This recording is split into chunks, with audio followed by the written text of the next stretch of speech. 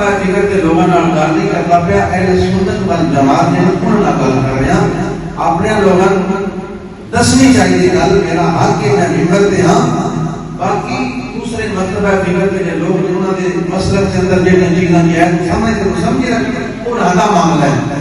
میں انہاں نال گل نہیں کر رہا کہ محرم دے اندر زنجیراں تے کڑے پہننے اے امام زین العابدین دی سنت نہیں ہے۔ وقت اسی اپنے قیدی بنانے ہیں، ساڑیاں بعد ایسا میں کہتے کہ سننا کہ اسی جائے نامی محرم جا کے منڈی اپنے بچے قیدی بنانا ہے۔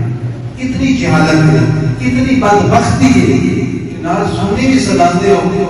امام زین العابدین سنت وہ کم بنتا ہے جیڑا کام کسے کیتا ہوئے تو یاد تو یہ میرے ابے دیا جنگا کام کرنے میں نہیں کراں، اے میرا دادا جنگا کام کرنے میں نہیں کراں۔ یہ نبی پاک صلی اللہ علیہ وسلم جیڑے کام کیتے وہ ساڑھے واسطے سنت دے، وہ ساڑھے واسطے حضور نے دن ساتھ میں پانی پیتا، ترے کدے پانی پینا سنت ہے، یہ سن ثواب ملے گا۔ یعنی رسول اللہ کا وہ عمل جیڑا آپ نے کیتا ہے، جیڑا حکم دیتا ہے وہ ساڑھے واسطے کی ہے سنت ہے۔ جیڑا کام نبی پاک نے کیتا ہی نہیں، مثال دے طور پہ حضور دے کافراں نے گالی کڈیاں، ظلموں تے اپنیاں کیاں، یہ ساڈے واسطے سنت ہے، کافراں نے گالی نہیں ہے۔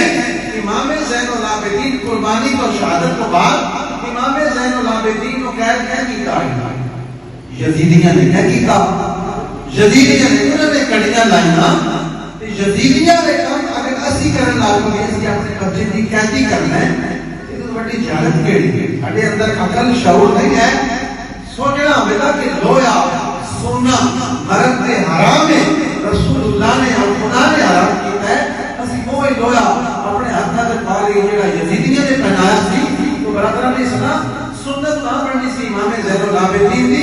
اگر امام زین العابدین اپنے ہاتھاں تے کڑے یا سنگل کھول پہنتے پھر ساڑھے باتیں سنت بننی سی۔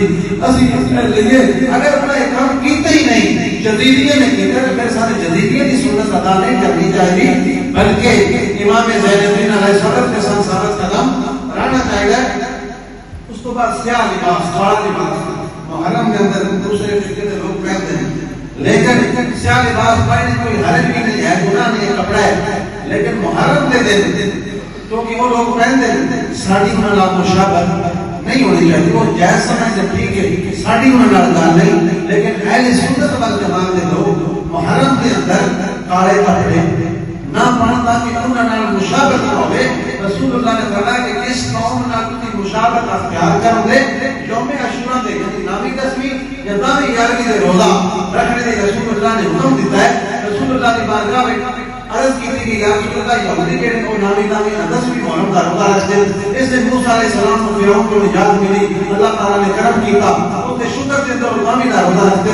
حضور نے فرمایا کہ ایک ایسی مسئلے میں زیادہ حق رکھتے ہیں روزہ رکھیے، لیکن آپ نے بتایا کہ ساری یہودیاں کا مشابہت نہ ہوئے، یا نامی دامی کے دو رکھنے یا نامی دامی گیارہویں کا دو رکھنے ایک روزہ نہیں رکھنا تاکہ ساری یہودیاں کا مشابہت نہ ہوئے۔